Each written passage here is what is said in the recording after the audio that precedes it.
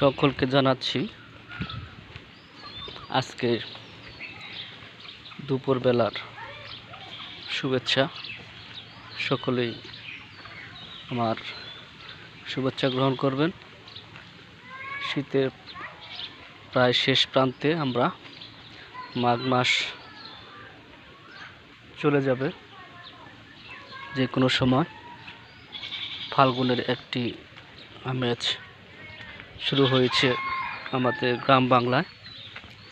শীতের তীব্রতা আগের মতো নেই, বর্ষাও এখন আর আগের মতো পড়ে না। ফাল্গুনের যে বাতাস, সেই বাতাস অলরেডি বইতে শুরু করেছে। ফাল্গুনের দিনগুলি শেষ হবে একদিন। একটি গান আছে, ফাল্গুনের আগুন ধরা রৌদ্র আমাদের মাঝে চলে এসেছে এবং বিভিন্ন গাছ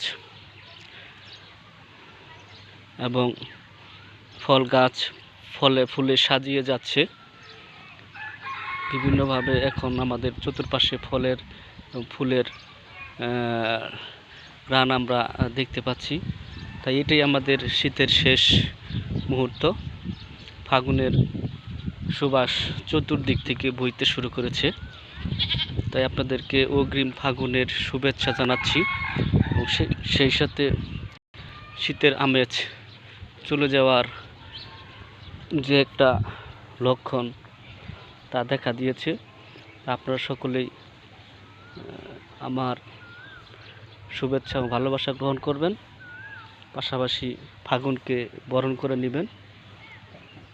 মাঘের শেষ মুহূর্তে দাঁড়িয়ে আপনাদের আমি দুপুরবেলার শুভেচ্ছা জানাচ্ছি। আপনারা সকলেই আমার শুভেচ্ছা নেবেন এবং সুন্দর একটি গ্রাম্য মনোরম পরিবেশে আমি আপনাদের সাথে প্রতিদিনই চলে আসি। তা আপনারা সকলেই আমার পাশে থাকবেন এবং ভালোবাসা নেবেন। সুন্দর একটি গ্রাম্য পরিবেশে আমি আপনাদেরকে দুপুরে শুভেচ্ছা জানাচ্ছি। রৌদ্র তেমন আগের মতো নেই, রৌদ্রের যে প্রাদুর্ভাব থাকে সেটি নেই।